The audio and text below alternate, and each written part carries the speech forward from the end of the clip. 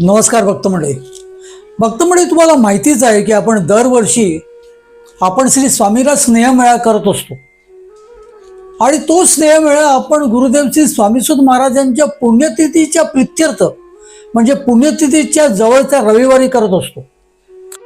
भक्त मंडळी, यंदा हा दिवस येतोय 30 ऑगस्ट रोजी, रविवार आहे आणि या 30 ऑगस्ट या दिवशी आपण स्वामी समर्थ महाराजांच्या आपण सर्व भक्त आपण एकत्र जमणार आहोत।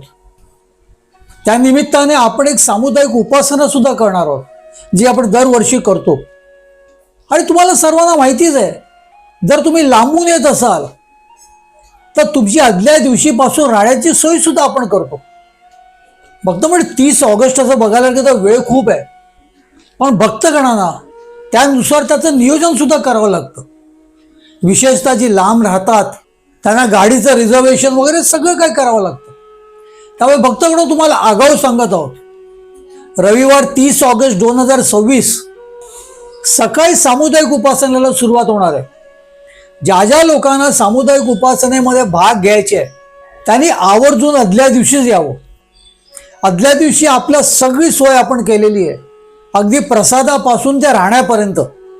आणि वर आदल्या दिवशी जर तुम्ही आलात तर शनिवारी गुरुदेव श्री स्वामीसुत महाराजांची पुण्यतिथी असल्यामुळे आपल्याला कांदेवाडी आणि चेंबूर मठात सुद्धा जाता येईल।